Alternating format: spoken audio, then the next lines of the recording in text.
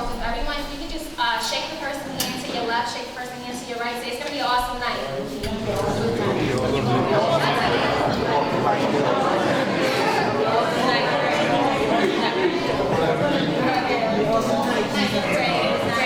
Great. So my name is Lu-Shawn, and I'm the communication specialist here at the District Attorney's Office, and this is our first Entrepreneurship and Reentry session, so definitely give yourselves a round of applause for attending.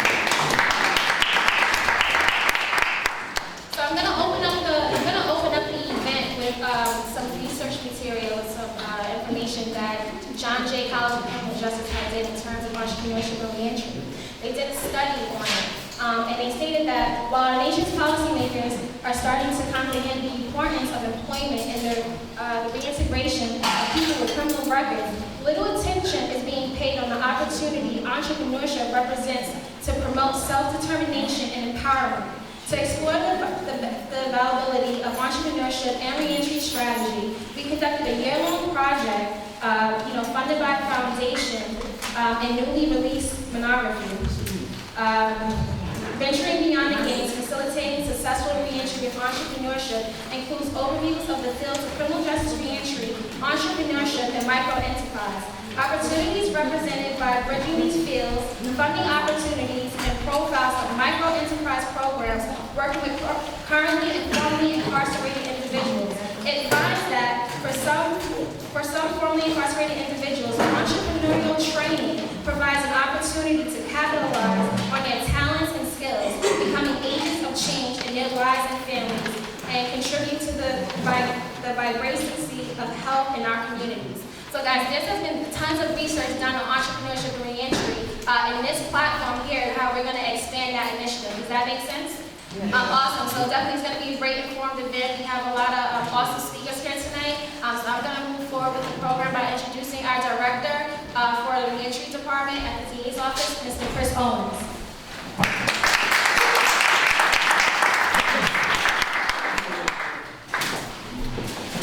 Good evening. Thank you very much, Latoya.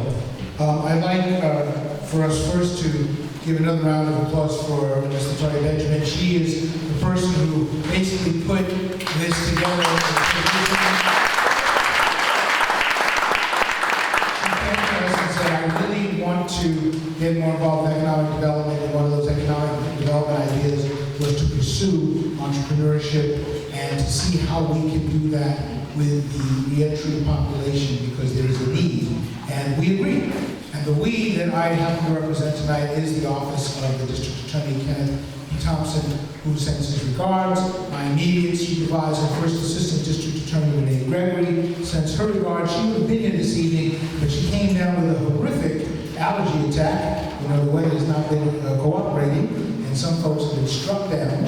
And she was one of those, so she sends her apologies for not being here personally. She did plan to be here. But I wanted to say very quickly a couple of words. First, to acknowledge with gratitude, the role of the co-sponsors this evening. First and foremost, our host, the Church of Gethsemane, and our pastor, Reverend Van Lacey.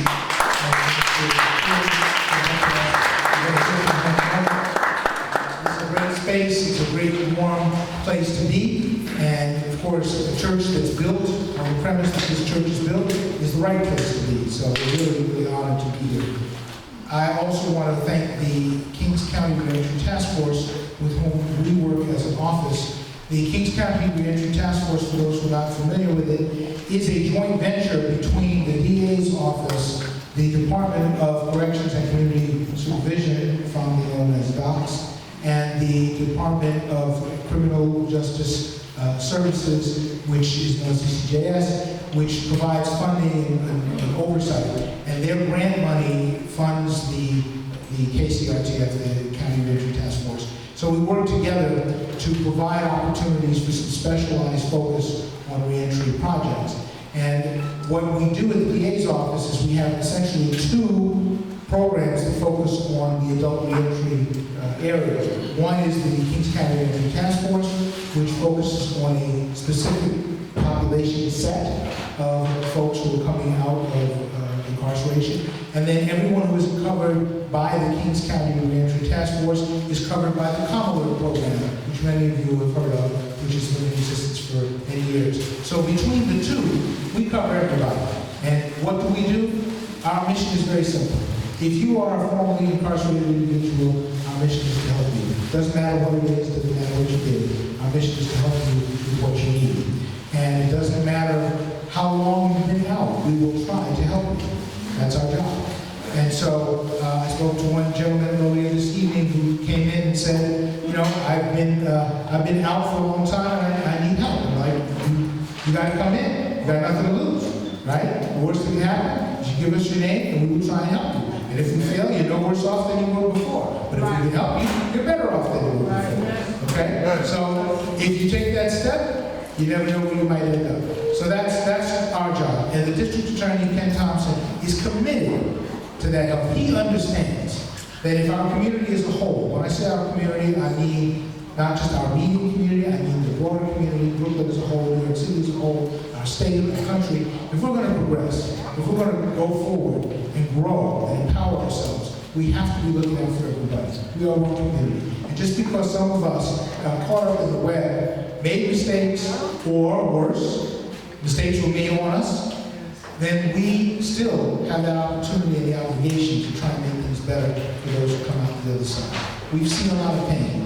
We've experienced a lot of pain. But we have an opportunity to do right. And the District Attorney's Office is about justice, not just about punishment. And that's something that a lot of people forget. So let me also acknowledge some folks who are with us tonight, because I'm very pleased that they took the time to be with us. First of all, the staff of the Kings County District Attorney's Office has sent a number of representatives from the Community Relations Department and other departments. So let's have a round of applause for the rest of the staff.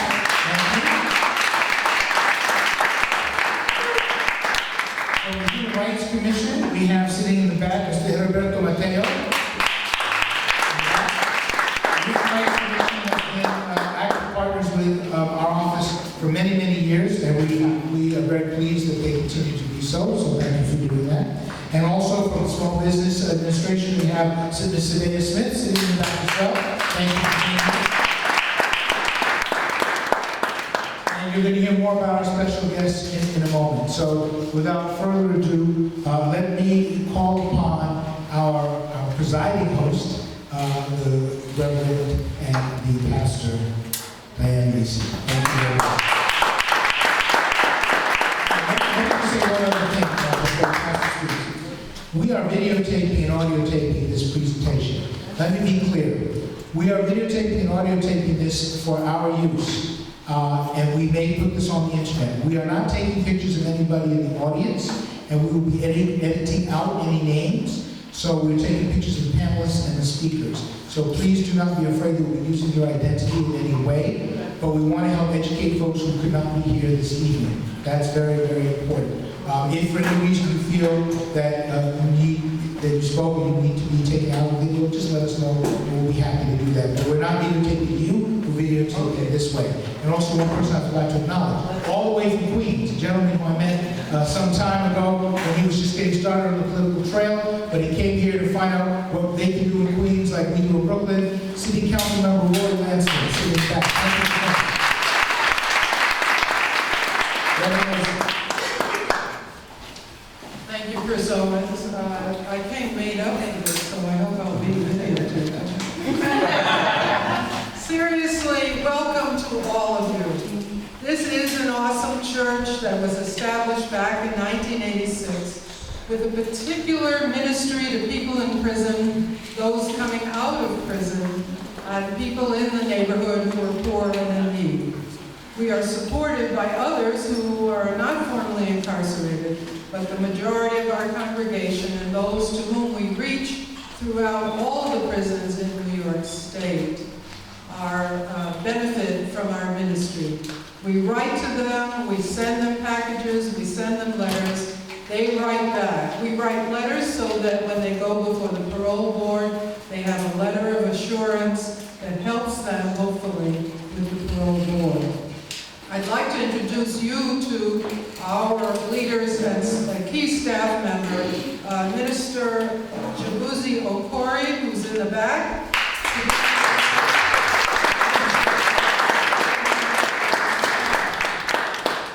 And he is not only a minister, but he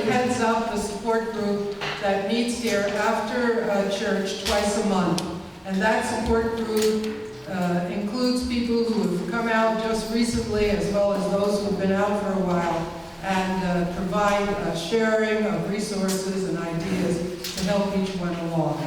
And also, may I just ask our leaders, our elders, and our members who are back there, I don't know why you're in that corner, but would you please just stand and be acknowledged? These are the people.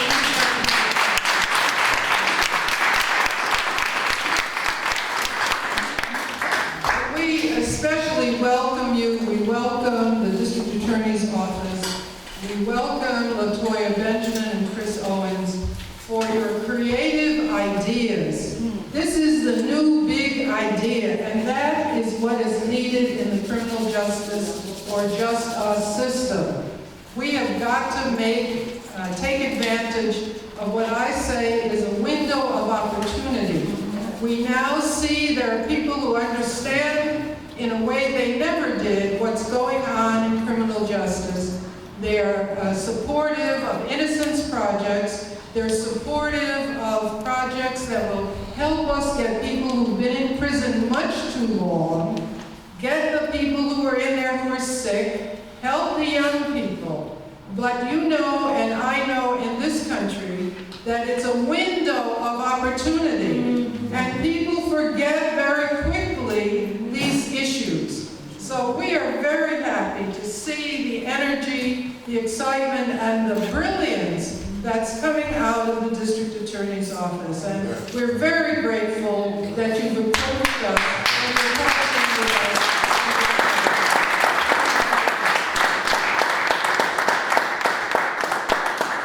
And by the way, I've already blessed the food, so.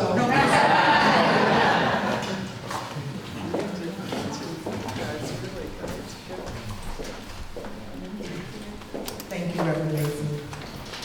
Good evening, all. I am Dr. Barbara Seawood. I am the administrator of the Kings County Reentry Task Force at 210 Geralman, under the auspices of the Brooklyn District Attorney's Office.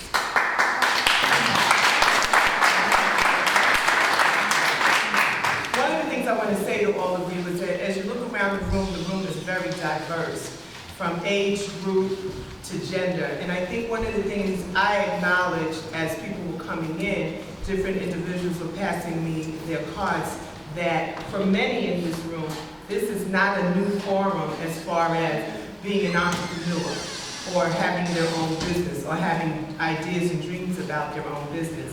And I want to commend those of you who have already went through this journey for being here to, I'm assuming, to get more information to enhance what you've already have started, as well as to share your story, to show individuals that self-employment, entrepreneurship, whatever you would like to call it, having your own, locking it down, whatever you want to call it, that it's working. And it's something that people are interested in, and it's capturing everyone's attention.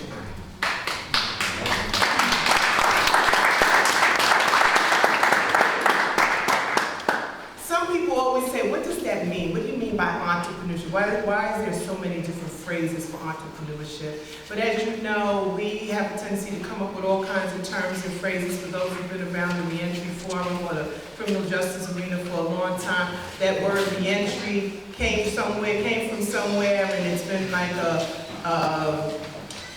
a wind that every time you turn around, reentry this, reentry that. And as Reverend Lacey said, this is a new phenomenon here. It's a new phenomenon because we, as people of color, have to become creative in how we're going to embrace our people coming home from prison to make them socially acceptable, financially suitable, in order for them to be prosperous in the community. And I think we come with a whole set of skills and things that we think is just normal. Well, I just do this because I do it. Well, today we want you to learn how to do what you do and make some money from it. We also want you to understand that some of the things that you take for granted, other people don't take for granted because they may need something that you know how to do that they don't know how to do. I make you laugh really quick. My grandson came to the office the other day. He lives with my mother. And he says, Grandma told me to tell you that the light in the bathroom needs to be fixed. I said, okay. Now, they're in the Bronx. And I'm between Queens and Rockland. So I'm like, is it a bug, Chris? He said, she doesn't know. She just said, you need to come and fix it. Well, I'm the handy person in my household. My husband is just cute. He can't. So, yeah, I have to schedule time to go. Maybe if I have to buy a light fixture, I'll bring him to lift it. But when it comes to installing, he's good company. So now I have to figure out a way to get to my mom so that I can fix this light. But the funny thing is, I'm the handy person, and the whole family knows it. So they call me to fix stuff. And I said, I really should start charging them. So maybe after this workshop, I'm going to have a business plan. The family fixer upper. And I'm going to be the CEO and worker. With that said, entrepreneurship is the development of a business from the ground up. Coming up with an idea and turning it into a profitable business. But while this definition of entrepreneurship may be simple, the execution is much more difficult, but not impossible. The basic overview for tonight is many people with criminal histories have difficulty finding employment, but that doesn't have to end at that point. There are many things you can do to get money legally. Get creative, really think outside the box. If you have a talent, idea, or an idea or knowledge in any area, explore it as a way to make a possible profit. There is no idea that's a silly idea. The only silly idea is you not to explore the idea. At this time, I would like to introduce to you our panel. Now, I told her to pronounce her name, so I'm going to make sure I have it right. Delicia. Okay. Delicia Grant is originally from New Jersey. She's a graduate from the University of Pennsylvania and the George Washington University Law School. She has worked on the business side of healthcare and pharmaceuticals, as well as in law, handling everything from class action litigation to counseling startup companies. Ms. Grant has now focused her award-winning talent on helping Defy Ventures expand its successful work with helping individuals with criminal histories to start new chapters in their lives. As the Director of Entrepreneurship and Training for Defy Ventures, I am sure Delicia's, y'all have to excuse me, has some wisdom to share with us tonight. Please welcome Ms. Delicia Grant.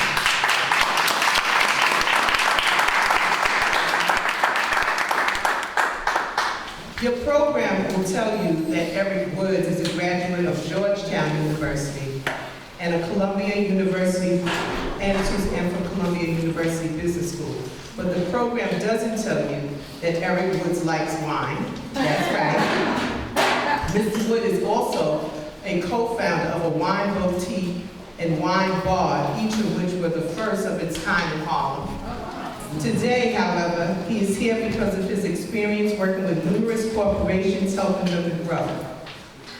His work is founding Chief Executive Officer of Uptown Magazine and his current role as Director of Resource Development and Strategic Partnerships with WeVo. We expect some juicy acorns from, Mr. Woods this evening. Please welcome Mr. Eric Woods.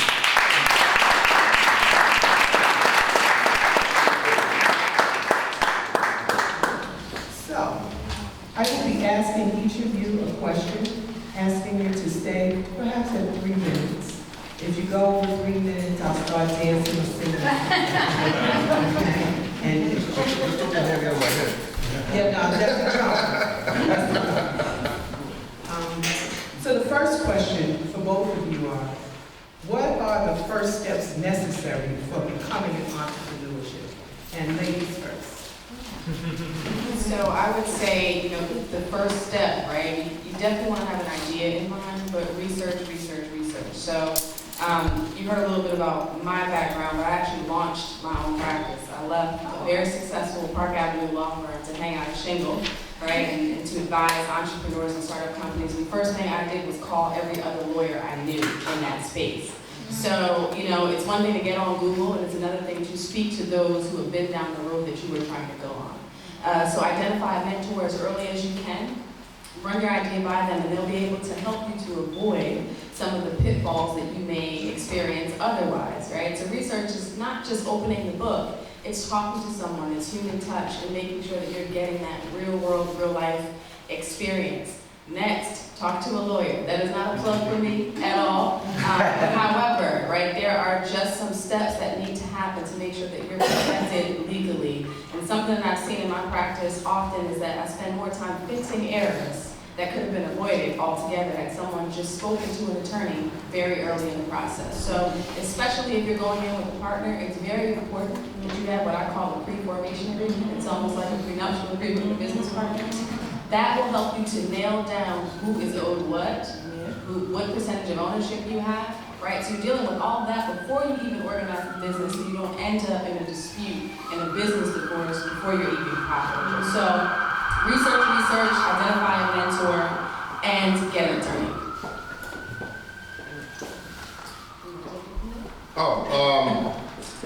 I would agree, especially about the research part. I would like to add to that piece, though, not only talk to people who are in the business or who have done something similar to what you're doing, but talk to people who will be your customer. Ask them what is it about their current provider that they enjoy. Ask them what they don't like, and it'll help you crystallize your idea around to how you're going to offer your services in a way that's really going to change the game for the market that you're entering, whether it's a catering company or a handy woman business or whatever. You got to my mantra has always been make it very easy to separate people from their money. And so you want to figure out how, from the customer side, what customers want to pay for. So I think that's important. I would also add the second person besides a lawyer is an accountant. Figure out how this, when you're setting up your business, make sure that from a structural standpoint, you also have your accounting ducks in a row so you don't end up having problems later. Because even though you may have protection legally in different manners, the IRS don't play. So let's make sure that you have that together. And the third thing I want to say is, people use this term haters, right? And my perspective is you learn a lot from people who are hating on you. You learn a lot based upon whether or not what they're saying to you has any substance, right? And if they have substance, figure out while you're doing your idea, what is it that is making them say that, and how can you fix it before you start?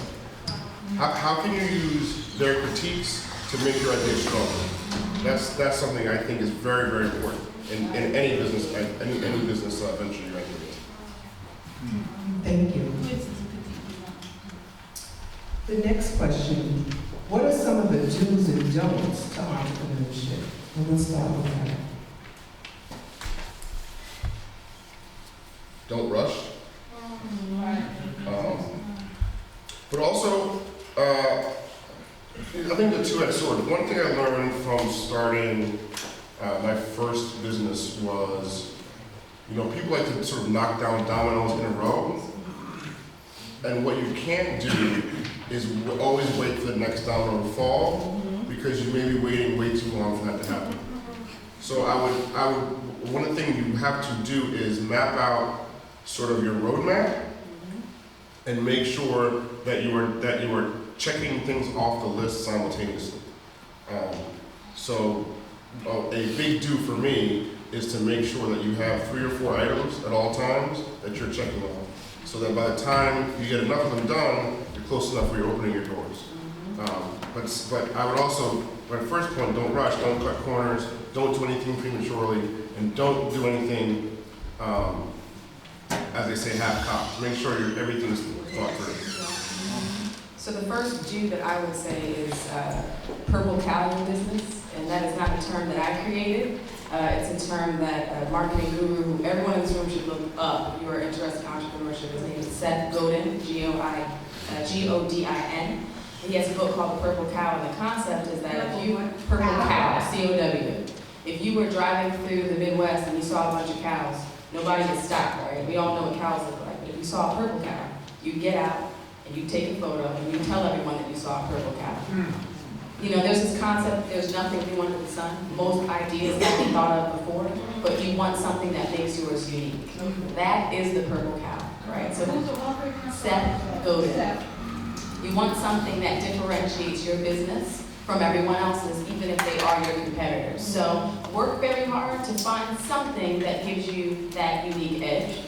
Secondly, do have confidence. That may sound warm and fuzzy, but I have seen it as an attorney, and I've seen it in the work that I do now. Often what separates the successful entrepreneur from those who can't really get it off the ground is literally confidence. It's not just talent, knowledge, money. It's having a belief in yourself that come hell or high water, I am going to make this work. And if I don't know how to do this step, I'm going to find someone who can help me. So it's really about the confidence to really, move forward and forge ahead, because you will have obstacles. I'm sure Eric can attest to this as well. You're going to get knocked down.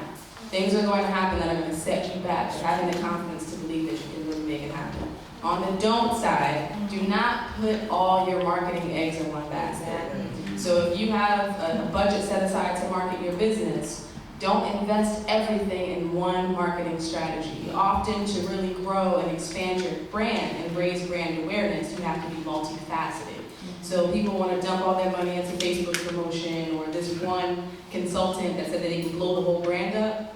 Make sure that you're diversified, especially early on, so that if one thing doesn't work, you can have some resources allocated to something else. Thank you. So I think if we focus on some key words, one word was confidence. And I think confidence is something that leads us and helps us to be successful in just about everything we do.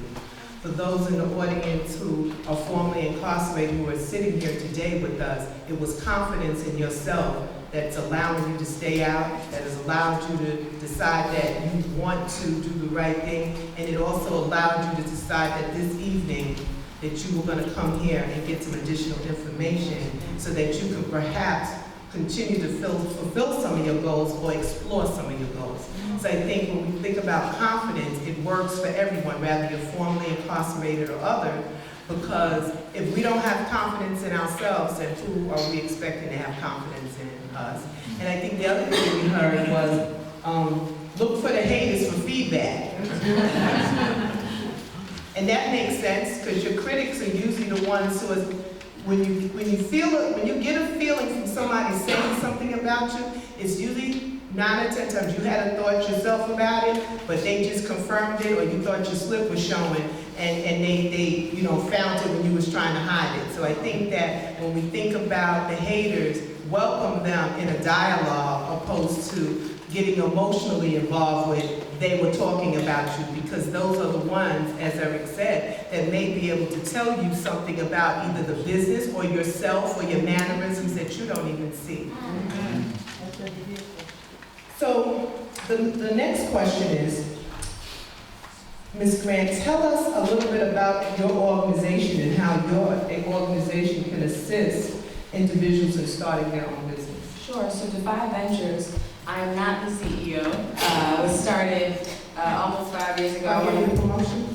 I'm sorry. Did you say that? I said that you. No, you didn't. I just want to give her plug. She was saying Maya. I just want to make it clear that I am director level, but we have someone above me as well. Our CEO, Catherine Ho, started Defy Ventures almost 5 years ago. We provide employment, entrepreneurship, and character training exclusively to those with criminal histories. So if you were to enroll in Defy, you have a year, essentially, of training to help you not only get your business idea nailed down, but also incorporate and be the CEO and founder of your own business entity. We also provide seed funding as well, so you will compete in what we call Shark Tank style business competitions for funding for your business. Where we differ than some other funding sources or business competitions is that we do not take an equity stake in your business in exchange for giving you funding. It's literally just a grant to help you get off the ground. So in addition to that training and funding, we also provide executive mentorship. we have a problem magnified, and that problem is that we have many qualified business coaches and mentors from corporate America, and we don't have enough entrepreneurs in training for them to serve. So at this point, we've had about 3,500 volunteers who work with us from companies like Google, Samsung, Merrill Lynch, Bank of America. The list goes on and on. We have not served nearly that many of entrepreneurs in training. So my colleague is here with me tonight, DeMarcus Adisa, our development and recruitment manager. If you're interested in finding out more information, please speak to him. We are always recruiting those who have a criminal history to apply to be in our program and enroll. All of our coursework is actually online. You can log in from your smartphone or your computer on your free time and watch the courses, and then our mentorship and our business plan and all of that training happens in person. So we look forward to meeting you, those who are interested in providing more information as well. Thank you. Eric, same question, how can your organization assist individuals in starting their own business? So at WIBO, we have a mantra that WIBO, W-I-B-O. It stands for Workshops and Business Opportunities. And on a granular level, what WIBO is a 16-week intensive course that provides a very hand-on approach to providing the resources to help entrepreneurs grow their business. From a macro level, our mantra really is we support economic development through entrepreneurship. We feel it's very important for communities, especially communities of color, low-income communities, at-risk communities, formerly incarcerated folks, to really have a stake in their own success, and the best way to do that is through running your own business and entrepreneurship.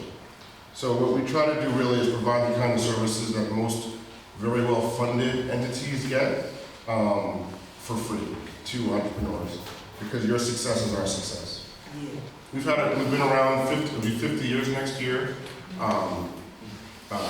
Over 50% of our businesses are still in business after 5 years, which is 2.5 times the national average. Over 54% of our entrepreneurs use their business as their sole source of income. And over 75% of the graduates of the 16-week course are up and running within a year. So we've had some really good success over the past 50 years, but we're always looking to grow and expand the program. We have locations throughout the 5 boroughs, and we're also in 4 states throughout the East Coast. So we're pretty excited about what we've done thus far, but there's always room to grow and improve. Thank you. So at this time, before we have our panelists speak anymore, we want to know from the audience, what are some of your questions that you have? And we have a mic, a cordless mic. And John, do you mind if I impose upon you?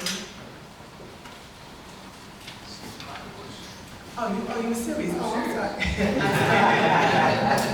I saw Mr. Owens raise his hand. I thought he was playing. I'm sorry. I'm sorry. So, Mr. Owens? No problem. My teachers will always tell you that I was the first one to raise my hand to ask the question. Seriously, it built into some of the comments that both of you gave us earlier, and thank you for your expertise. There were a couple of assumptions I just wanted to make sure I understood.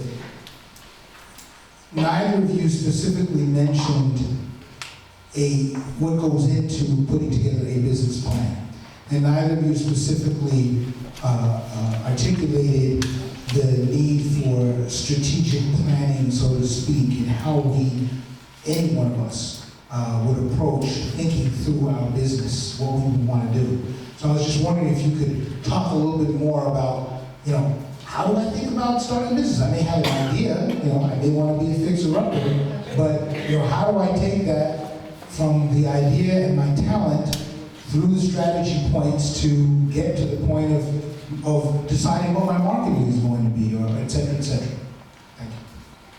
So, well, I won't take 3 hours to break all of that down. Definitely several steps that go into that, but definitely you want to be focused on a business plan. And a great place to start, that business plan is gonna have many facets, we won't cover all of them tonight, but you really wanna be focused on what your target market is, right? And making sure that the market is large enough for your business to be sustainable and profitable, right? It's easy to be like, I have this great idea, is there really a market for it? How large is that market?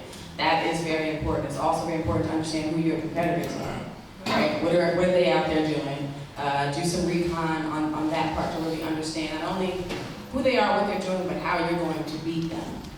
That's very important. Also staffing needs and the financials. How much money do you need to get the business off the ground, to sustain it before you're in the black? Because there are very few businesses that launch and are profitable the same day. I don't know any personally. So you want to make sure that you have enough money to sustain and cover your overhead and your expenses, long enough until you can get really to a place of profitability. So those are not all the aspects of a business plan, but you're definitely thinking about your target market, your competitors, staffing needs, and financial needs as well. Only other thing I'd add to that is how you're going to reach your customers in marketing. It's not enough to understand there's a customer base, but you have to understand how you can speak to them in the language that they understand. And what are the strategies for that? And I think that's probably the 5 best things. And I also want to say, when you're thinking about those 5 different areas, make sure you're thinking not what's right in front of you, but 3 or 4 steps ahead. Yeah. What happens, not the day you open, but what happens the first month, the first 6 months, the year. So you have enough of an idea of the roadmap to get you to that profitability space. For all of those 5 avenues. Thank you. Really quick, I just wanted to say, it's so funny, I'm listening to you speak, and I just got through doing a training last week about job readiness and things of that sort. And they have us developing a plan to educate community. And one of the things that a couple of things they mapped out was, we need to survey our environment to know what's out there, who wants what, right, and what's in demand. And then we needed to look to see who was in support of what it was that we wanted to educate this community about. And then they said we needed to identify what we thought were the potential barriers so that we knew what we needed to interface. And then the last thing they told us was we had to come develop a transition plan. And the transition plan sounded like you were saying, Eric, what's going to happen at this moment, what's going to happen at the time that we are actually executing this training, what's going to happen afterwards, and what's the follow-up after the whole event is over. So, Chris, you see, I've tied together that week-long training you sent me to this one, so I did get something out of it. So when they ask me that tomorrow when we meet, that's what I got out of it.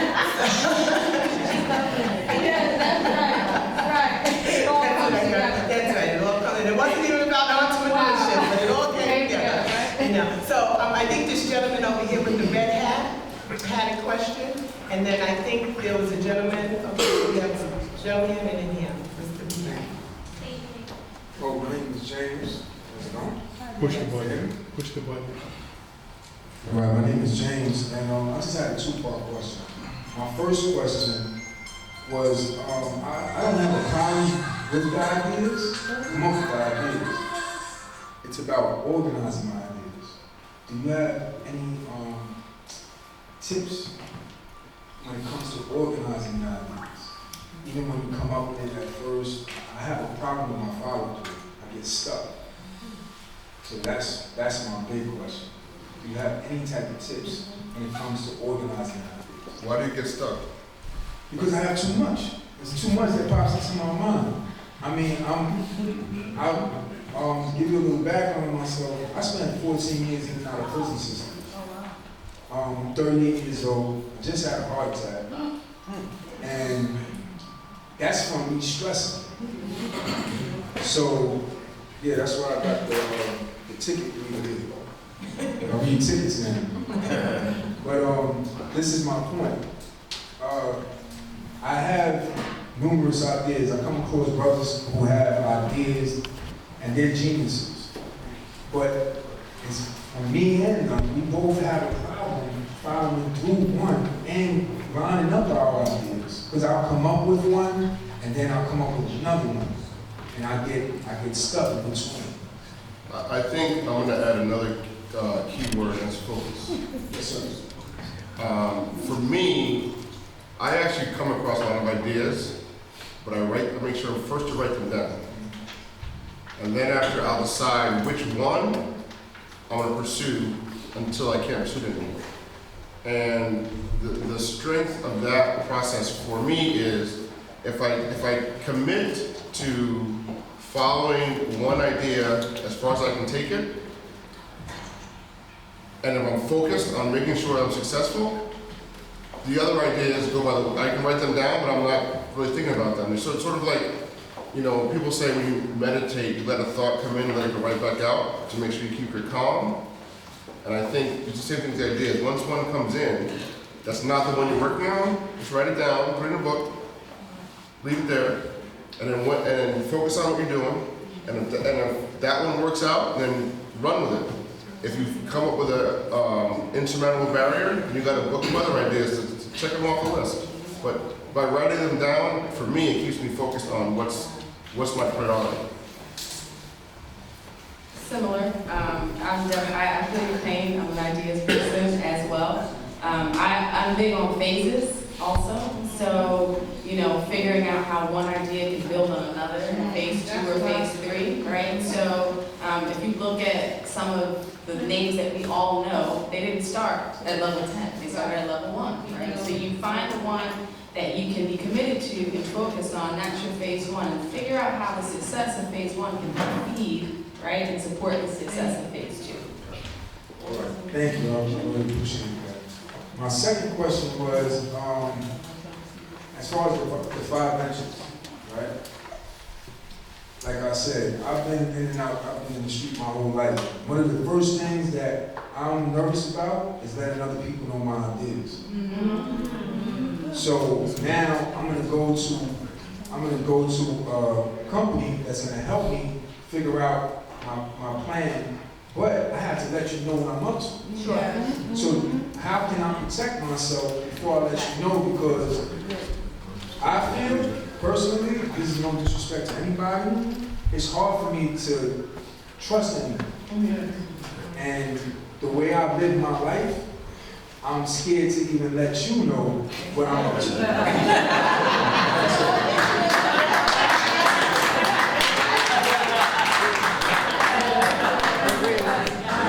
You took the first step.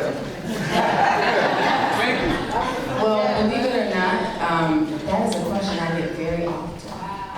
Something that we deal with, and I deal with in my role in recruitment and going out and trying to find folks who want to enroll in our program is a lack of trust. And I understand it, but I'm going to take it out of the context of DeFi and just put it in the context of entrepreneurship. Okay. So many times I have folks come to me as an attorney and say, I have this idea, can you sign this non-disclosure agreement? Right? First of all, I say I'm a lawyer. I'm bound by certain ethical duties, but I will tell you, you're going to take your ideas, let's say, separate from DeFi, you can take your ideas to an investor and say, I want to talk to you about this. I'm scared to tell you everything because you're going to steal my idea. And they're going to say, well, thank you for your time. When you're ready to be honest with me and forthcoming, come back. Right? There is always going to be a risk, right, of someone stealing your idea. And this is, I want to take it back to what I was talking about with the purple cow. It's about execution. How many social media sites were there when it was Facebook? Facebook was not the first social media site. MySpace was before them. Yeah. Facebook was always a step ahead of, right? So it's not just about the idea, it's about how you execute it. And always working to make it bigger and better. How do you think Borders is out of business? Because Amazon came along and did it bigger and better, right? So it's about how you evolve. And I will tell you, as you get out there and start to pitch your business, you're going to have a hard time, especially with those that can invest in your business, you know, convincing them to sign a non-disclosure. They don't want to hear any of that. With DeFi, what I always say with those who enroll in our program, we are there to help you and support you. We go out and raise money, shake trees, to be able to help you get the business off the ground. We're committed to seeing you be successful. In the 5 years that we've been around, no one's idea has ever been stolen. We have folks who come from multi-million-dollar venture capital firms. Draper Fisher Jurvetson, which supports us, is a $7 billion venture capital firm. They've invested in organizations like Tesla, Skype, Twitter. Like, they've seen the best of the best, but they're there because they want to see you become the best of the best. Wow. So you have to have a level of confidence and trust in yourself that, you know what, my idea, I'm going out here and I'm pitching it confidently. No matter what, I'm always working to have it evolve so that nobody can steal it anyway because I'm on to the next thing. So, you know, it's a level of trust and comfort that you have to have and believe that people are out here, they want to see, you know, you achieve the best that you can. Do our ideas get stolen? Not even five, but yes, they do. That is the risk you take. Entrepreneurship is all about risk. But that's what courts exist for, right? And litigation. Sometimes it comes to that, but it's a fear and concern you do have to get over if you want to be an entrepreneur. There's always competition. What she said. No problem. One of the things that I think both of them said when we first opened up was about research. So I think that before you begin to engage and have a long conversation with any company, you should do your research about the company. And I think we have to understand what is research. Research is not going and looking at the daily news and the posts in the back, and there's some little ad that has 3 lines that they pay $30 for that says, do you have an idea? Call us. That's not what we call research. Okay? That goes under the don'ts. You don't use the back of the post in the daily news to, you know, explore your entrepreneurship ideas. You use a firm or a company, or you consult people. And then she also mentioned about a lawyer. You know, going for maybe a free legal consultation or whatever it is, so that you understand. So it's all about doing the research before you begin to share your ideas. And as as Ms. Grant said, I think Eric Mason, to write it down. You know, I'm a PhD student in grad rather, and my head has 1,000,001 ideas every day. About nothing. Absolutely about nothing. It's just my brain. I do a little meditation, and they tell you when you first do a meditation and you're trying to get your thinking together, that your brain is like a puppy. Yeah. It's an untrained puppy. It's all over the place. It's doing everything under the sun, and you have to simmer it down by not entertaining it and letting it go. But in this case, write it down, because once you write it down, you know that you still captured the idea, but it's not time yet for you to deal with that. So get you a journal, get your composition book, and just write. And don't worry about order. Sometimes just throw the stuff on the paper. You can get to the order. It's almost like when you're a writer, you know, you get writer's block because you're trying to get the whole story down as soon as you sit in front of the computer. Just get the ideas down, then you start to organize. Right. 1 second. There's a gentleman right here in the red, and then there's the gentleman here with the black hat, and then I'll go to the back. Good afternoon.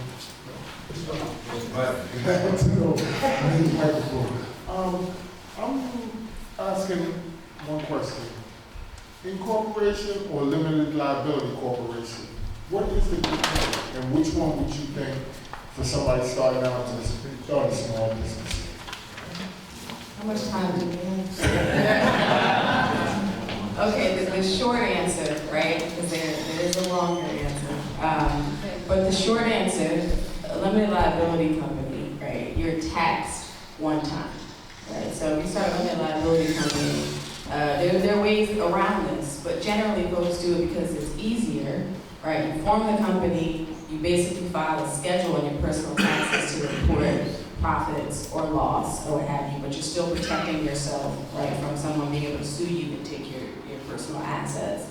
When we get into like a full-blown corporation, you're taxed twice. So you're taxed at the income level, right, so the money that the corporation took in, and then you're taxed for the money you take out of the business as well, personally.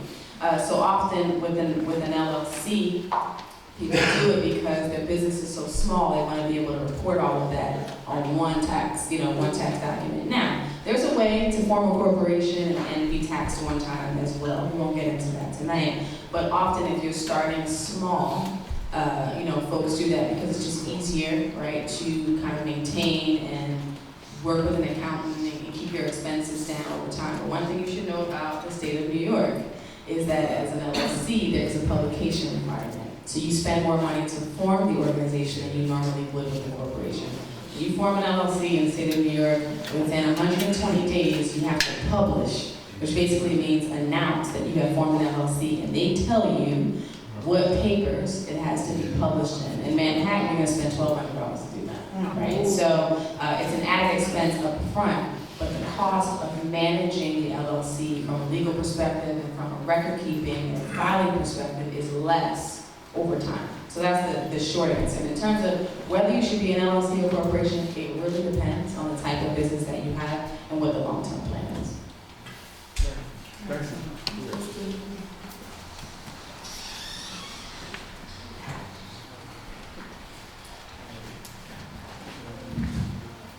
Good evening, ladies and gentlemen. My name is Anthony. Quick question. I know I was told that this meeting tonight was to ask a reentry for criminals, parolees, whatever, being released from incarceration. So my question to you is, people that come from incarceration can't walk into a bank and get a loan. You can't start a business without having some kind of funding. You can't attend your program, a 16-week program, and not support your family at home. So you want us to keep on our time, something like that, but we gotta survive too. It's not like jail, 3 years in the car was given to us. Out here, nothing's given to us. So our time is very valuable as far as trying to survive while we're out, and then also start a business at the same time. So I was told that you come with a plan, and if it makes sense or you're willing to go forward with it, there's some kind of funding that will be available or issued to us because we're, from where we're coming from. You did mention that there's grants and stuff like that, but the whole thing is that 60-week program is, I know you said you go from your smartphone, but I know there's some kind of commitment that we have to give you to show that we're willing to commit. And the other thing is, Well, our classes are in the evening, so they're scheduled to be after work. So if you work if you work the day shift or a day job, we make it easy for you to come at night, and it's 3 hours at night, once a week. So we do give you enough time to make sure you can make your commitments. And we also, we have connections to various funding sources. So you're right, it's very hard for you, you can't walk into a bank and get a loan. Shoot, you could be from an Ivy League college, you can't get a loan. I mean, getting a loan is hard for everybody. Right. I think what the beauty of programs like ours is, we have great resources that we work with all the time that are specifically here to help you find money to actually get your business off the ground. Whether it be grants, whether it be micro lending, or whether it be straight equity investing, there are ways in which you can find the capital. I'm a huge proponent though, is if you're gonna be an entrepreneur, it is about commitment and passion. And I know when I started my business, it was while I was working.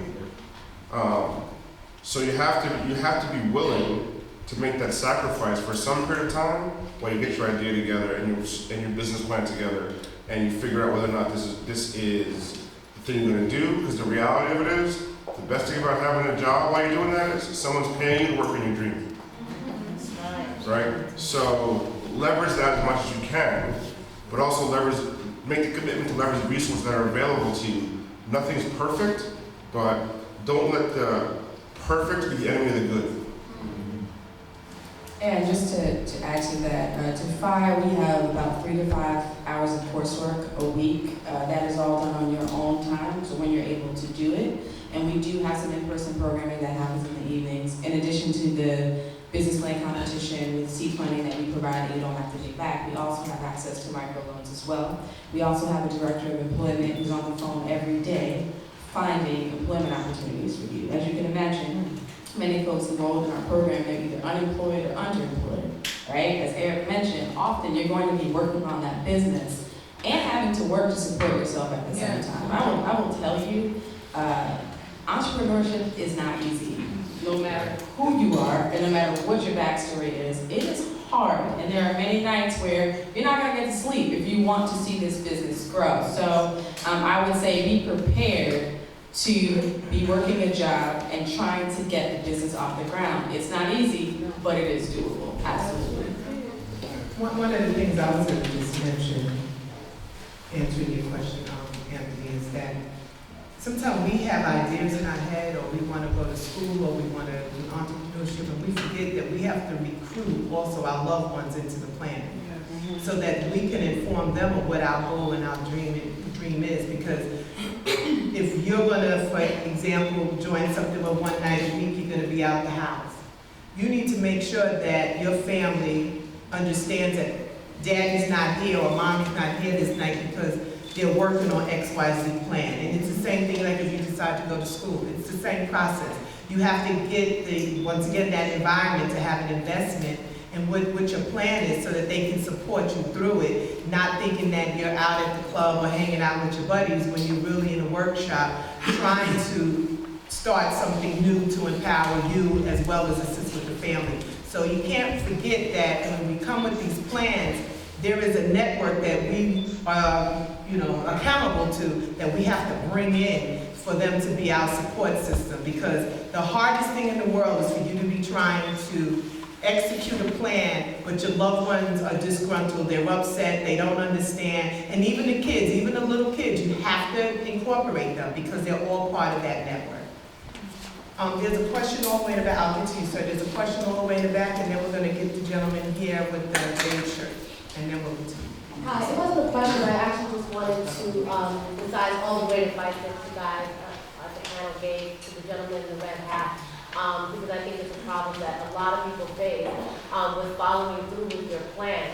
I just wanted to suggest to you, sir, that you find a mentor, and if you can't find a mentor, the friend that you work with, hold each other accountable. You need someone to hold you accountable. Yeah.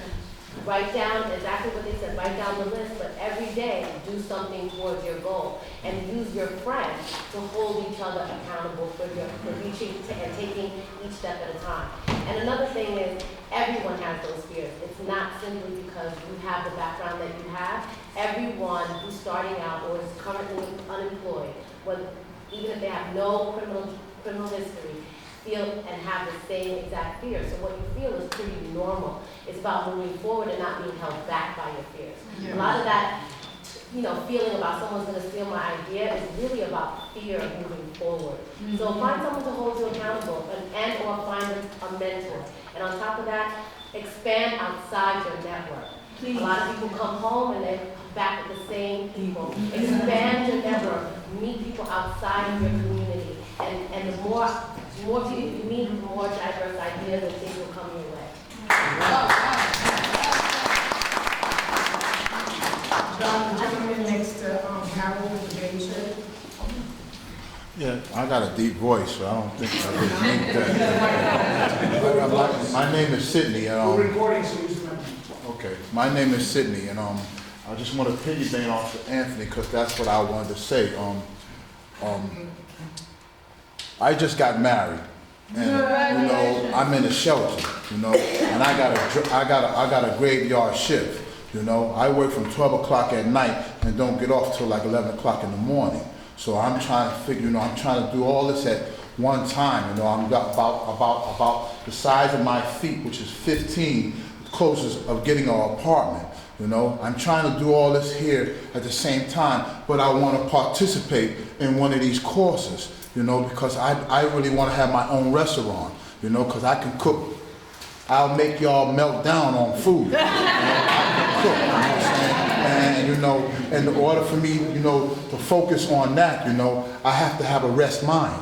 I can't, jump from off of work, and go to your course, because without a sleeping good mind, I'll be missing out what I need to focus on, so I need some tips to how I can be able, to stand where I'm at now, because once I leave here, I have to go to work, and I won't get off until like 11 or 12 o'clock the next day. So me trying to, get rest, and being able to be fresh enough to deal with my dreams, what I want to accomplish, I have to get that rest. And by the time I get that rest, it's time for me to go back to work again, so, I understand what you was sharing with him, but I'm in a tight squeeze here because I'm trying to get out of the shelter. You know what I'm saying? So I can live with my wife, and not be, have to say goodnight to her and then have to run to the shelter. I want to be able to have that part there. That's my main goal right now. So but my dream is becoming to have my own restaurant. So I'm asking, you know, Eric and Ms. Grant, you know, how can I go about, you know, finding some way to squeeze in there, you know, with the rest and the working, you know, and all this about me, you know, trying to make it work, because this is going on my 3rd year being home from doing 26 years, and I'm trying to really, you know, stay above and stay out, you know.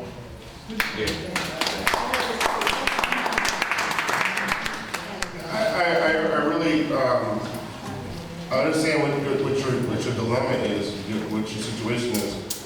Unfortunately, I have to say, being an entrepreneur means you're going to have to give up some of that sleep. Yes. You know, when I first started my business, I maybe got 3 or 4 hours of sleep at night. And that's just because there's only so many hours in a day. But also, I think part of the passion you have for opening a restaurant is going to drop. When you feel like you're moving closer towards that goal, you'll be energized enough by achieving your dream that you won't need that much sleep. Because those hours that you're awake are the hours that you're actually fulfilling the passion with which you pursue your dream is really food for your soul. And getting closer to achieving that dream will make you so fulfilled inside that you won't need that 8 hours of sleep. And the other thing I just want to say is, you know, everyone's always waiting for the right time and all the ducks to be in a row. You'll get those ducks in a row and start working your business, and life will happen. It's just the nature of the beast. The personal story, I was in my practice, I was trying to make it happen, and I had an aunt who was in hospice care, and my uncle, the brother and sister, was taking care of her. My uncle dropped dead one day, suddenly, and then my aunt died 2 years later. So I'm trying to run a practice, run a business, and I also have 2 dead family members in another state. So I left, I went to Florida, and I was a mess. So I'm trying to handle clients, go to a double funeral. My point to you is, you can get your housing situation straight, you can say, I want to be able to get the right amount of rest, and something will happen that gives you a restless night anyway. Right. So entrepreneurship is about the commitment to moving the idea forward and moving the business forward no matter what. There's never going to be a perfect time, ever. Thank you. One of the things I want to say to you is that, like they said, there's always going to be something. I started my education when I was grown, and I went to school 17 years nonstop, from a bachelor's degree to a PhD, and I had a mantra that sleep was overrated, and the only reason why sleep was overrated because I had a goal and a plan. I just learned how to sleep, I'm going to say maybe October of last year. I just learned how to sleep, I mean really sleep. You know, for the simple fact that we put a lot of emphasis on sleep, and I'm not going to say you don't need to power up, but we have to compromise sometimes. Now, I'm just assuming you don't work 7 days a week. I'm just assuming that. So those other days that you're not working, those are the days that you should be drafting your ideas, maybe going online and doing a little reading, and just so that you can begin to line up some of the stuff, so that, yes, putting stuff in priority order, you having to move out the shelter, yes, that's a priority. I can just imagine how hectic it is for you to try to get your thoughts around anything in certain environments, but it's not stopping you from going to the library and going on the internet there, or going someplace, it's nice out, going to the park and just take your book and write your ideas down and things of that sort. Every little bit counts when you're trying to do a plan, you know. My 17 years of education, I worked full-time, I had a family, and I taught college for 12 years in that 17, 15, you know what I'm saying? So my goal was to finish school. That was my goal. My goal was to take care of my family. I think I did that. They're still around. They're surprised that I'm home now. Like, what are you doing here? Who are you, you know? But I think that we have to sacrifice as we move through our journey of goals and successes and whatnot. And if your wife is supportive of you, and I'm sure she is, and I'm sure she's proud of every day that you spend outside the penitentiary just trying to live life on life's terms, she will support you during your next phase of I'm trying to build a better me so I can be a better husband. Just go for it and do it in small steps. You'll be okay.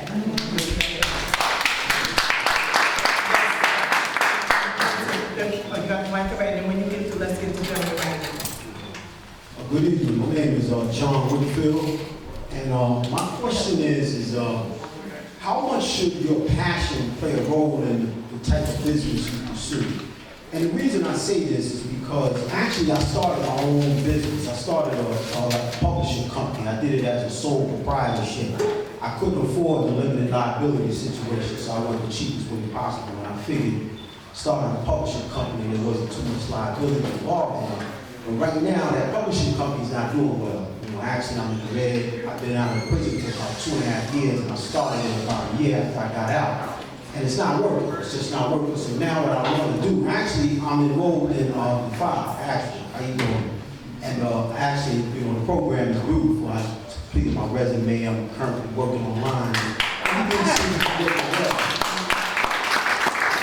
But my question is that my passion is to start a business. I want to become self-sustainable. I want my own business. I don't care what type of business it is.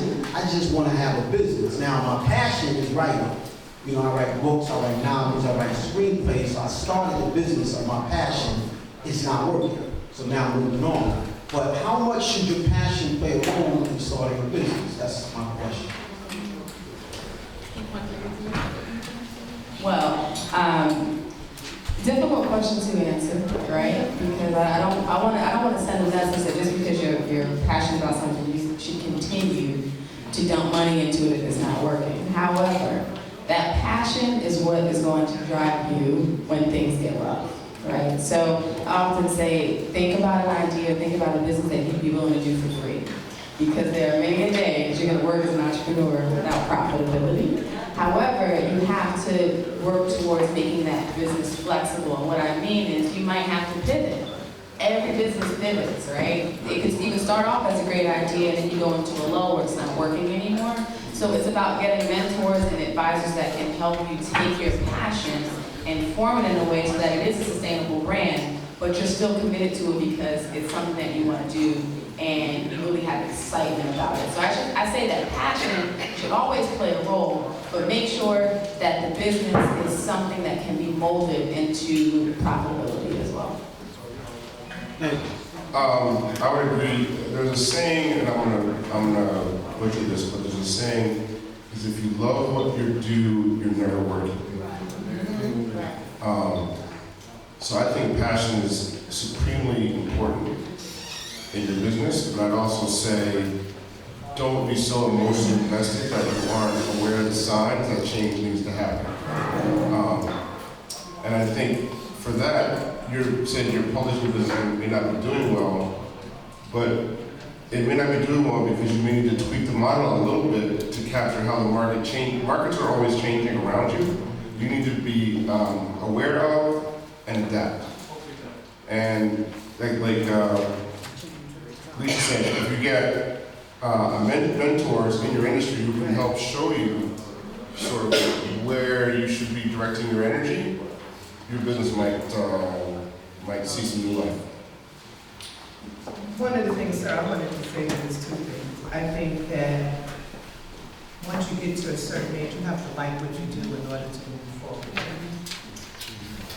Yes, we all need money. None of us live in a tree. Right. However, if you don't enjoy what you're doing, you're not going to put your all into it. If you're not familiar with the landscape of what you're trying to venture in, this is where you may have to rely on too many people to give you information because you're just not knowledgeable about the area that you're trying to pursue. You said writing. I can think of a whole lot of things that you can do with the interest of writing that has nothing to do with publishing.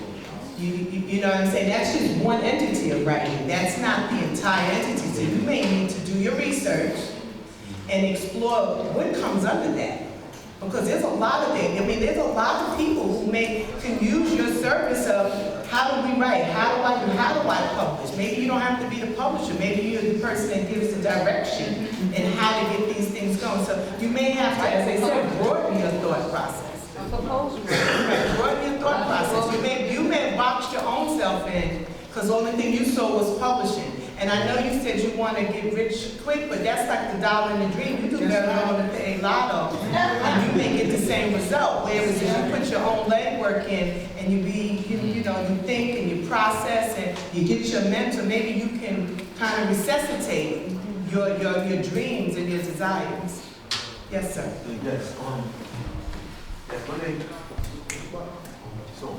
Yes, my name is Derek Perkins, and as we see, there's a lot of reentry stories here. I'm a reentry story.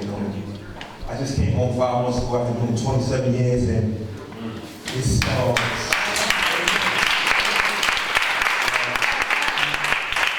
I'm really struggling in the sense of, I have a lot of ideas in entrepreneurship. When I was in prison, I participated in an organization called the African Cultural Awareness Organization. This was our state president of the organization, Mr. Ronald Ross. And he did workshops while incarcerated on some of the things that y'all speaking about today. But the reality of my situation is coming home and everything that these brothers spoke about in terms of housing, my obligation, I'm on life parole, I have a curfew. So there's a whole dimension of things that I have to abide by. I want to be an entrepreneur in terms of being self-sufficient. But right now, I can't do that right now because of being on parole. I work, I have a job, and I go to school. So it's difficult in the sense that I'm out here, and a lot of this is new to me. I spent most of my youth in jail. I'll be 50 years old this year. Oh, wow, you look good. I'm just out here, I'm just trying to find my way, and it's not easy. And I appreciate everything that y'all giving to me, and I'm going to take it, and I'm going to try to go for it, and hopefully, I know I'm going to make things better for me, but it's really hard right now. But I appreciate coming here, and brother, he gave me the information to come here, and I'm coming all the way from the Bronx, and I have a 9:30 curfew, so I'm going to be leaving out here soon. That's the reality of my situation. I just thank everybody who came here tonight, and everybody shared, and I appreciate that. This brother here, he's coming to.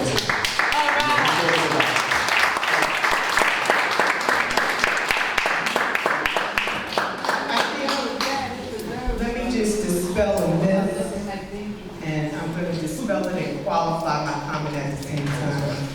I just left working for parole October 2014 as one of the executives of the Normandy. So you can be an entrepreneur and be on parole, okay? Explain that. You can, say it again? Explain that. Explain how you can be an entrepreneur and be on parole? Well, the first thing you have to do is make sure that you have settled in and you have abided by the minimal conditions that they have provided for, such as your treatment, make sure you have housing, make sure that you abide by the curfew and all of the reporting and things of that sort. And then what you have to do is have a conversation with your PO beyond the 3 questions. Beyond the 3 questions. So you let them ask their 3, and then you have your 3. And your 3 is more about, this is what I would like to do. I went to this forum, they talked about this entrepreneurship. There were 2 people from an agency, Defy and Revo. I'm interested in exploring that because I have this idea. What do you think about that? Meanwhile, you're already in the community. You're already doing everything you are supposed to do. Now, as we talked about, entrepreneurship is a process. So, of course, you're going to continue to work because you have to eat. You have to take care of yourself. You follow what I'm saying? But you're having a conversation with the parole officer to get the parole officer to understand what is your thinking. They don't want you just to do the bare minimum. I mean, they'll accept it as long as you don't get caught on Channel 7 News.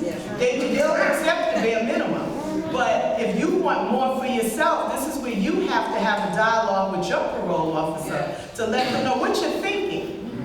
And in your case, you're only home 5 months. Take your time. Be easy. They're going to be here. Your mentor will tell you, be easy, right, mentor? Without a doubt. Although I hit the ground running, we talk about that later, but. But no, you hit the ground running, you have to. But you be easy when you run into an obstacle. You don't sit there and say, damn, this didn't work. You look at the obstacle and say, now how can I get around this now? You don't let the obstacle stop you. You let the obstacle be that time where you catch your breath and figure out the next method of strategy to get to where you're going. But you need to understand, everyone who's on parole in the room, there is nothing stopping you from pursuing your entrepreneurship ideas. There's nothing stopping you from trying to go to the evening class. If you have a curfew, you can go to the evening class. You need to communicate with your parole officer. If you have difficulty getting to your evening class and you need assistance, you need to call me at the Brooklyn District Attorney's Office so I can advocate on your behalf. What I will tell you not to do is if you've been missing curfew, you have a dirty urine, you haven't reported in 2 months, don't call me, because if you call me, I may call them and tell you, well, he's sitting right here. I'm gonna be honest with you, I'm not gonna lie to you. But if you have all your business handled and you would like to sign up for one of the classes or whatever, I'm not sure the Friday schedule, let me know and you meet at my office. Either myself or one of the staff that work under me will call the parole. We have a very good parole. I definitely have a good report with parole. But all my staff have a very good report with parole. Bronx, Brooklyn, Queens, Staten Island, Nassau, wherever you live. We have a good report and we'll call on your behalf and we'll advocate to get you into the training. So don't worry about parole right now. You know, parole is only an obstacle when you're trying to jump over hurdles and not tell them. That's the only time they're an obstacle. Other than that, they will work with you, and you have to learn that the parole officer is the person you need to talk to. You know, don't let him or her do all the talking, because they only got 3 questions for you. Right. And y'all can cite 3 questions like you cite the Serenity Prayer. You know, so don't worry about that. We can overcome that piece if you're doing the right thing. There's a question in the back. This gentleman right here.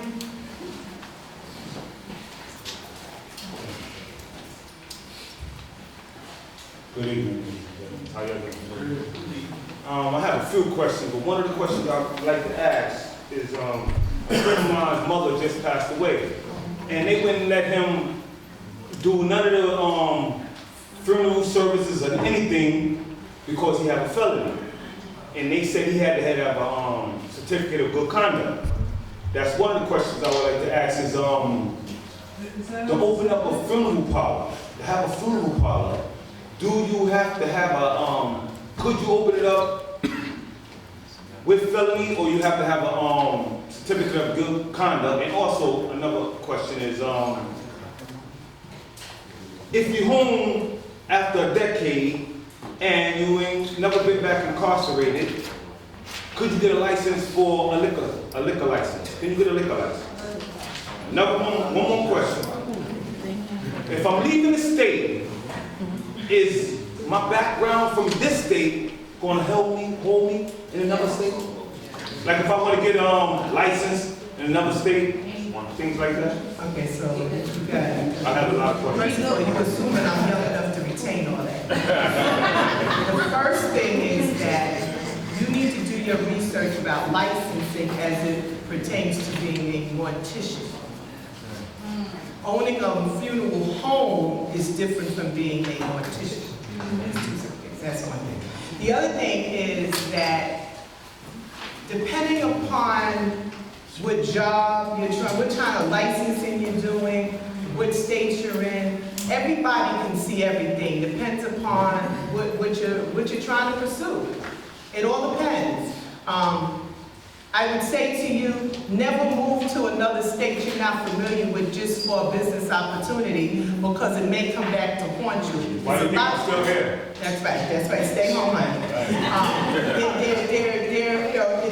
It's more logical for you to try to experiment a business here, where, for example, we understand in New York State, certificates of occupancy, certificates of good conduct, good conduct and disability of relief. We understand that. You take that to another state, they may not know. Right. You know, But it sounds to me that you have a lot of thinking that you got going on about your friend who couldn't go to the funeral, this, that, the friend not going to the funeral have nothing to do with you being the mortician, because if you're the mortician, the funeral owner, whoever told him he couldn't go, he ain't going to your I'm place. not saying he couldn't go, he couldn't take care of the paperwork and stuff like that because of his background. His sister had to do it. He couldn't do nothing. Well, that's the funeral parlor's policy, but in any event, I think you should do a little research on the licensing of mortician and see what you come up with, because there has been a lot of changes in New York State licensing recently as a result of a lot of the parole reforms and advocacy groups out here advocating on behalf of people who are formerly incarcerated, not being able to get certain type of licenses like cosmetology, barbering, things of that sort, which they recently changed the ramifications. As far as getting a liquor license in New York State with a felony, you cannot do that. You covered it on all of that, but I want to rewind a little bit to some of the questions that have been asked about I'm on parole, I'm on curfew, all those things. I want to tell you that every scenario that has been brought up, I can think of someone who is enrolled in DeFi right now, dealing with those life circumstances. We have folks who are on parole, some who've been out a week, others who've been out a decade, living in a halfway house, under curfew, under all these restrictions, right? We want to see you succeed, and we want to help you build a business. Those are obstacles, but they're not complete barriers at all. We've had situations where we flew one of our entrepreneurs in training to Google to compete in the business plan competition all the way in California. She was on parole. So we had to write letters, we made it happen. But if you're doing what you're supposed to do and meeting the minimum obligations, we can help you overcome those obstacles. Whatever you feed grows. But all you're talking about all day, every day is I can't. Guess what? You can't. You have to change your thinking to how? How do I make this happen? This is the vision that I have for my life. How do I manifest that vision? And there are organizations here like Lebo and DeFi to help you do that. But the first thing is to get out of the negative. I know that it's not easy. I'm not minimizing it at all. However, there are ways to overcome. Absolutely.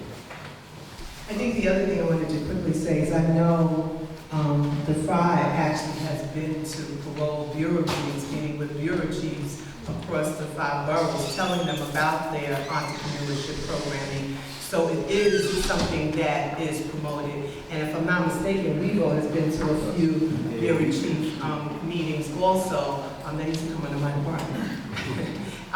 To educate the parole officers and the bureau chiefs about the entrepreneurship opportunities. So to go in and talk about it wouldn't be a shock, because they've heard about it already.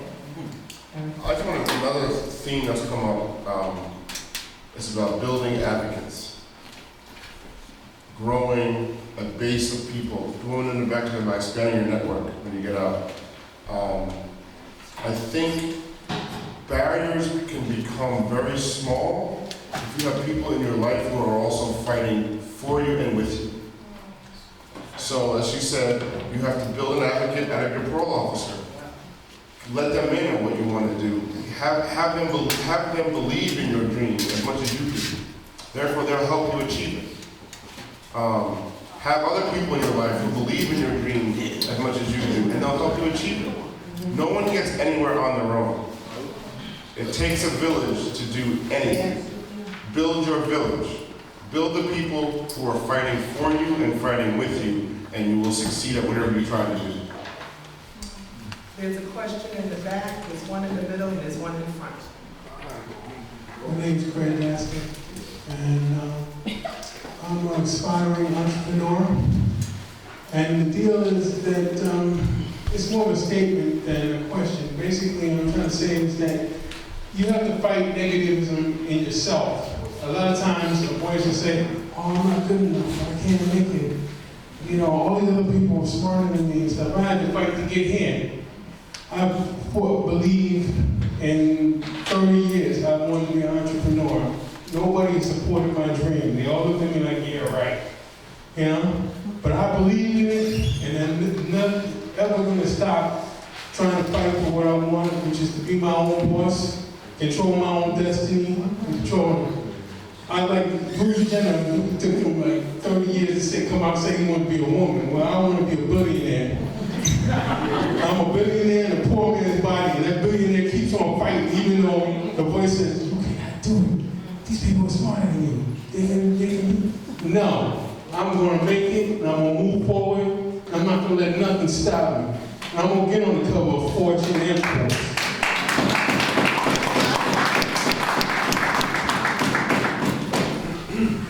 This gentleman right here, and then work your way to front.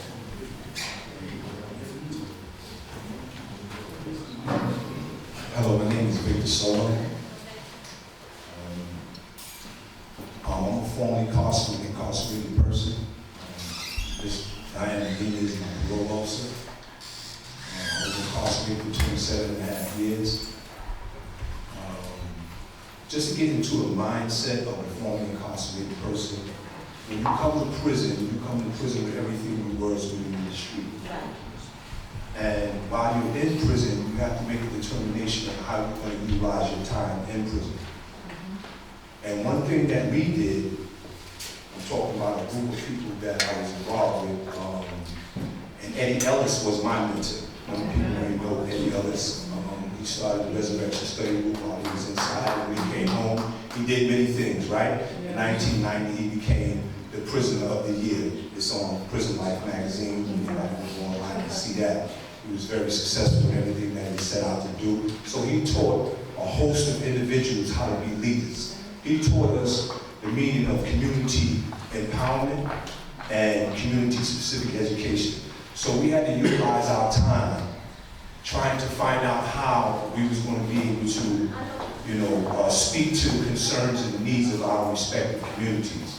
There was a whole lot of questions that we had to deal with, but my passion is to give back.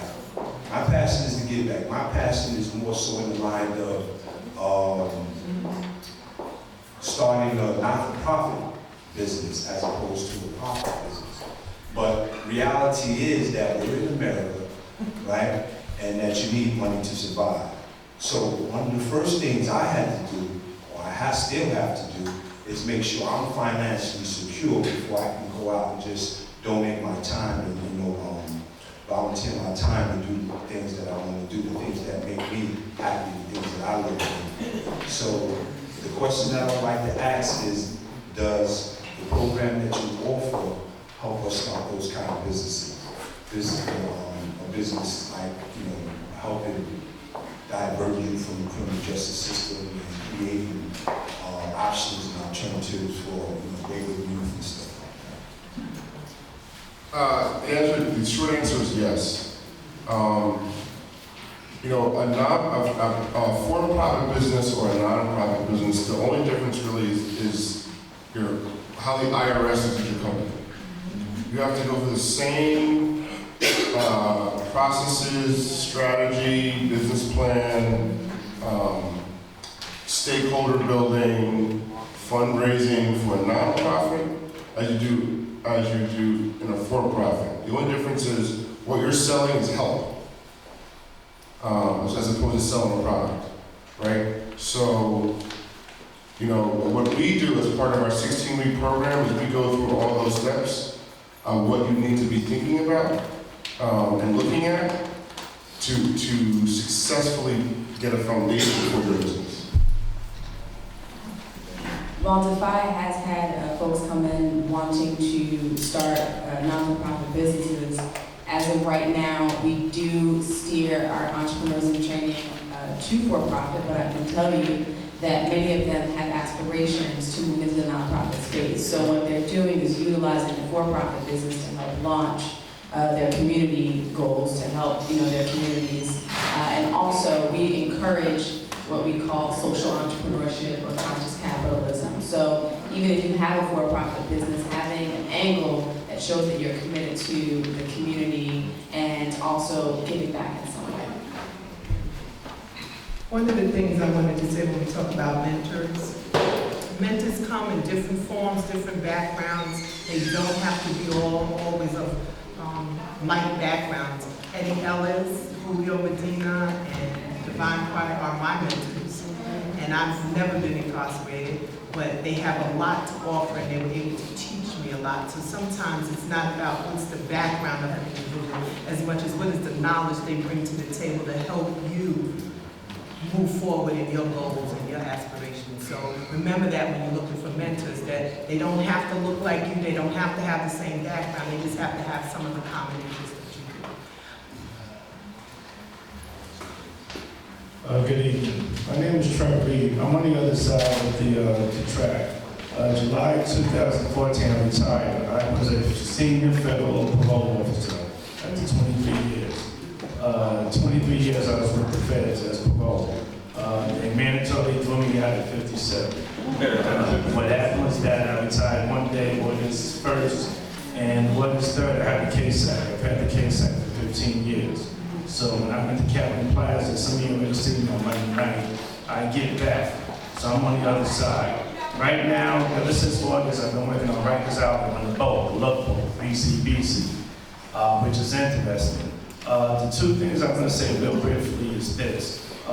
Being with the feds, okay, there's two formerly incarcerated federal offenders that I know I've met personally over the last 23 years, and they're doing very well. What does that show up? The orange is the new black, orange is the new blue, or something like that. Okay, what happened was that maybe about 3-4 years ago, when she came home from the Federal Bureau of Prison, she had an idea. And my homegirl was her PO at the time, and the next thing you know, it's on TV. Okay, that's one story. Maybe about 8-9 years ago, I was at a federal jail. I'll leave it very simple in the East Coast. And a brother came up, and the first thing he said, I cannot believe that I'm being awarded, basically an award to speak, because he had done 20 years with the feds, let's say back in the 80s. Now he was the guest presenter and they get an award. And what made him famous is that some of you know, I don't know if you ever heard the name called Chef Jeff. Yeah. Okay. Yeah. And what made it very interesting, he actually got this nice plaque, and the first thing he said was, I can't believe I'm standing here because 20 years ago he was in the Bureau of Prison. So I'm hearing like difficulties and barriers. Dr. Vonda knows me for last month. When I do my speech on Monday night, I'm only concerned about the 33%. Okay? We all know the numbers, 67%, 80% of the time when you're under the influence, you catch a case. The beautiful thing about having a case act, I always used to say for 23 years, I had the 9 and the 12 step. Okay? But the thing is, you guys are home.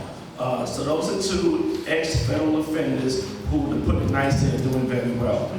And Chef Jeff is doing so well. When he first came home, if I'm not mistaken, he was the first black chef at Hard Rock Cafe in Las Vegas. Okay? And the thing about it, I'm in the church, so I'll keep it clean. I'm still a little perturbed because it was 2 books that he gave. He gave one book was a cookbook to us, and then he had the book for the clients that were at that time doing time. Okay, so what I'm saying in short, I'll wrap it up, is this. There is a bunch of another ex-federal offender I definitely know, and it's public information. He kind of does something with his shoes, and there's something called something like Steve Madden. You know? So at the end of the day, even though you want to stay parole, maybe even as much as life, there's guys who got busted by what they call alphabet boys doing football numbers, and they're coming home. Maybe, we don't know, they might still be retired. We don't say 20 years is 240 months. They don't say 30 years, 360 months. Okay? To put it nicely, everybody's coming home. And like the panel said up here, the same way the Department of Justice, New York State criminal justice system is on their grind, you guys can get on your grind as well. Great.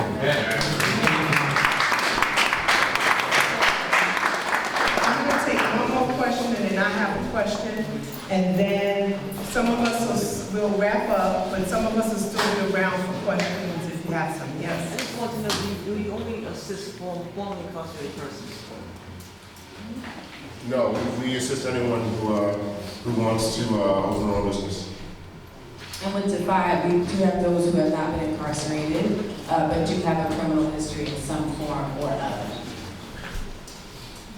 So my question is, when you mentioned about the LLC in reference to filing one tax document, what happens to people who want to start their own business but perhaps receive Social Security? How does that affect if they do the LLC? I know I need a whole day or two to talk to you about that, but I'm trying to maximize. If you are a single person, one person who's forming an LLC, essentially an LLC is treated as yourself. What it does is it gives you protection in your business, but in terms of any money you come in, it's like any other money you would get in. So there's no ramification for Social Security or the jobs or anything. It's all goes on the same tax. Gotcha. Okay. So, in order to begin to wrap up, there's a couple of things that I want to say. First, let's thank our panel for coming out this evening.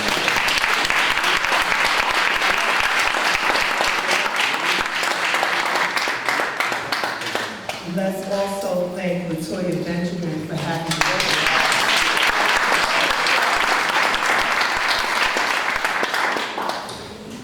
And all of the DA staff, especially Mr. Arnold.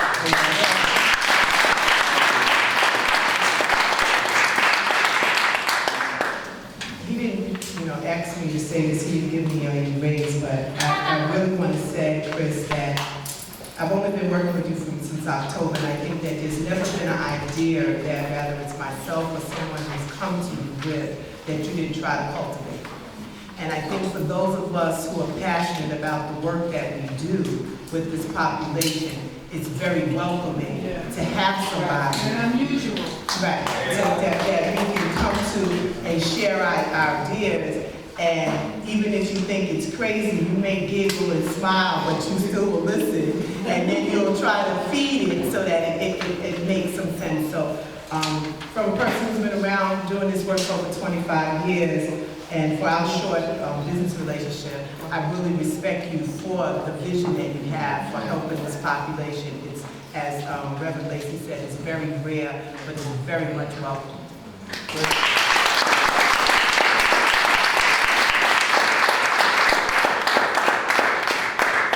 As many of you know, I am a doctor, I am a professor, so you have homework.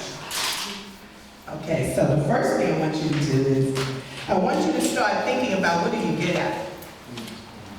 I want you to let those things lead you to your success. There are many options out there. I just want you to think outside the box. In the folders that you have on your chairs, in there's some literature about entrepreneurship. There's also a business plan outline. I encourage you to begin to document your ideas as well as to reach out to agencies that may be here today to help you start you on your way. This is the first of what we hope is a 3-part series. Our next series will be a little bit more to add to your thinking pot of entrepreneurship. We do have some evals that have gone out or going out that we would like you to fill out, because if there's something you would like us to cover in the next forum or two, we're willing to explore it. This is for you. It's for you to build on your ideas. So your homework is to use the business plan outline and start jotting down some ideas, and also to leisurely read some of the entrepreneurship articles that are in the folder. The other thing I want to say to you, we do have people here sitting at the table here from the DA's office, community relations, and we have a host of literature on that table. The literature on that table is not about entrepreneurship. The literature on that table is more about you helping to empower your village. It has we have a little bit of everything program-wise that goes on at the DA's office. I will encourage you to stop by, pick up some literature, whether it's for you, whether it's for a loved one, whether if you're representing a program or agency, pick up some literature and bring it back. Because one of the things you need to know is that Ken Thompson's thought, as it relates to reentry, is that unfortunately, he's part of the process that puts people in. But fortunately, he's part of the process that's trying to help people stabilize themselves in the community in order to build capacity for individuals and families as a whole. I want to personally thank you. We hope you join us in our next series, and we wish you all the luck in your first phase of planning. At this time, I would like to bring up Latoya Benjamin for closing remarks. Thank you so much.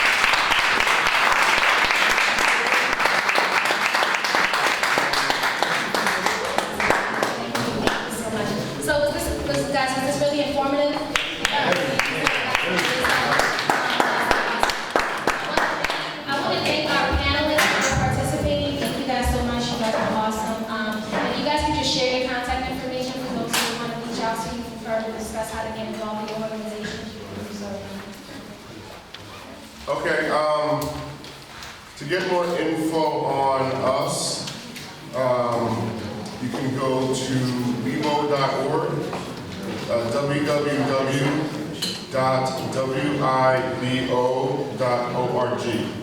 And from there, it'll give you a brief overview of the program, and also give you the information how to contact and delve deeper if you wish. And DeFi is at www.defyventures.org. That's DEFYVENTURES.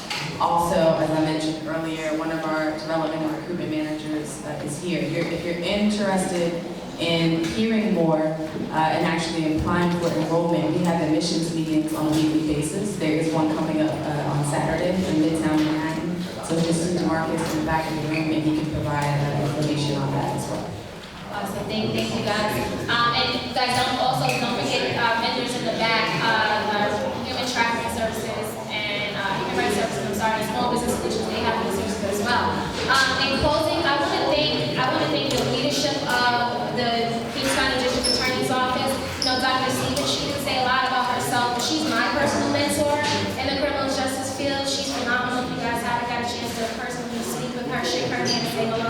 She's filled with resources. I want to thank Mr. Chris Owens, Director of the Reentry Department, all my colleagues from community relations, everyone that just came and helped me pull this thing together. I want to thank you guys.